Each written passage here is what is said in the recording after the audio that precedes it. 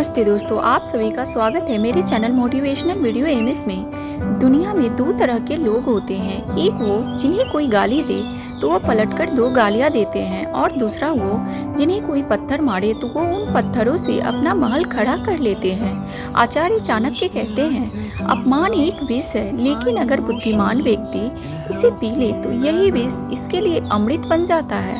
आज की यह कहानी सिर्फ एक कहानी नहीं, आपके स्वाभिमान की रक्षा का सबसे बड़ा हथियार है। ध्यान से सुनिएगा। मगध के एक छोटे से गांव में एक मूर्तिकार रहता था। नाम था माधव। माधव गरीब था, फटे हुए वस्त्र पहनता था, लेकिन उसके हाथों में साक्षात सरस्वती का वास था। महीनों की तपस्या के बाद उसने एक ऐसी मूर्ति बनाई जिसमें पत्थर भी बोलता हुआ प्रतीत होता था। वह उस मूर्ति को लेकर नगर के सबसे अहंकारी और धनी व्यापारी सेठ धनराज के पास पहुंचा।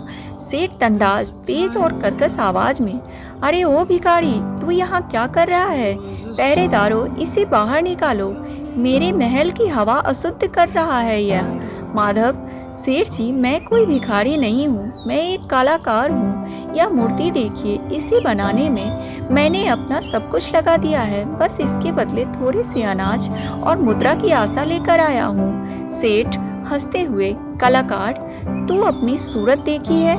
इस बदसूरत पत्थर को तू कला कहता है? जा इसे किसी नाले में फेंक दे। और तेरी इस कला की औकात मेरे पैरों की धूल के बराबर भी नहीं है। सेठ मूर्ति को लात मारता है, मूर्ति दूर जाकर गिरती है। माधव की आंखों में आंसू थे, लेकिन उसकी मुट्ठियां बंधी हुई थी। वहां खड़े हर व्यक्ति को लगा कि माधव अब चिल्लाएगा, पत्थर उठाएगा या सेठ को श्राप देगा, लेकिन माधव ने कुछ नहीं किया।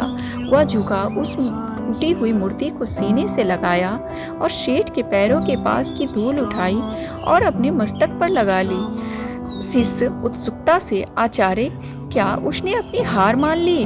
क्या वह डर गया? चाणक्य, नहीं पुत्र, उसने हार नहीं मानी, उसने युद्ध का मैदान बदल दिया। मूर्ख व्यक्ति तुरंत लड़ता और हार जाता, लेकिन बुद्धिमान व्यक्ति तब तक शांत रहता है जब तक वह जीतने के लायक न बन जाए। माधव ने उस अपमान को अपने हृदय में एक आग की तरह जला लिया था। अगले 5 साल बाद माधव ने दुनिया से नाता तोड़ लिया। उसने शहर के बाहर एक गुफा को अपना घर बनाया। वह दिन में जंगल से पत्थर काटता और रात में जलती मशाल की रोशनी में उन्हें तराशता। जब भी उसे भूख लगती, उसे सेठ की वो लात याद आती। जब भी उसे नींद आती, उसे सेठ की वो हंसी सुनाई देती। उसका हर वार, उसकी हर छेनी उस अपमान का जवाब लिख रही थी। उसने अपनी कला में खुद को झोंक दिया। उसने पत्थर को पत्थर नहीं रहने दिया, उसने उसे अपनी आत्मा बना दिया। 5 साल बाद मगध के सम्राट ने एक भव्य प्रतियोगिता रखी। सम्राट को अपने मंदिर के लिए सबसे सुंदर मूर्ति चाहिए थी और दूर दूर से कलाकार आए। सेठ धनराज भी वहां मौजूद था, क्योंकि वह उस प्रतियोगिता का निर्णायक था। सेठ अहंकार में, महाराज, इस नगर में मुझसे बड़ा पारखी कोई नहीं। आज मैं तय करूंगा कि कौन श्रेष्ठ है। तभी भीड़ को चीरता हुआ एक तेजस्वी अंदर आया। उसके चेहरे पर एक अलग ही चमक थी। वह माधव था। उसके हाथ में एक ढकी हुई विशाल मूर्ति थी। जब सम्राट के इशारे पर पर्दा हटा तो पूरा दरबार शून्य रह गया। सम्राट हैरान होकर, अद्भुत, अकल्पनीय, ऐसी कला तो देवलोक में भी नहीं होगी। कलाकार, मांग क्या मांगता है? पूरा खजाना तेरा है। माधव शांत स्वर में, महाराज, मुझे धन नहीं चाहिए, बस एक छोटी सी विनती है। इस मूर्ति पर थोड़ी सी धूल जमी है। मैं चाहता हूँ कि नगर के सबसे बड़े पारखी सेठ धनराज अपने हाथों से इस धूल को साफ करे, तभी मैं यह भेंट स्वीकार करूँगा। सेठ धनराज का चेहरा पीला पड़ गया। सम्राट का आदेश था, उसे झुकना पड़ा। जैसे ही सेठ ने कांपते हाथों से मूर्ति की धूल साफ की, माधव ने उसके कान में बहुत धीरे से कहा, सेठ जी, उस दिन आपने मेरी मूर्ति को नहीं, मेरे अहंकार को लात मारी थी। अगर आप मेरा अपमान न करते तो आज मैं इतना महान कलाकार कभी न बनता।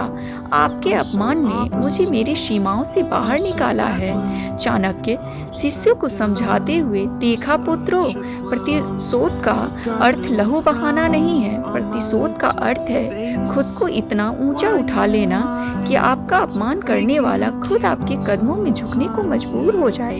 यही एक बुद्धिमान व्यक्ति की सबसे बड़ी निशानी है। तो दोस्तों, अगर आज आपका कोई मजाक उड़ा रहा है तो लड़ने में समय बर्बाद मत कीजिए। उस गुस्से को अपनी ताकत बनाइए और काम पर लग जाइए। आपकी सफलता ही आपके दुश्मनों के लिए सबसे बड़ी तमाचा होगी। अगर इस कहानी ने आपके रोंगटे खड़े कर दिए हो तो I will power my self comment में ज़रूर लिखें। चैनल को सब्सक्राइब करें ताकि चाणक्य की ऐसी ही नीतियाँ आप तक पहुँचती रहे। धन्यवाद दोस्तों।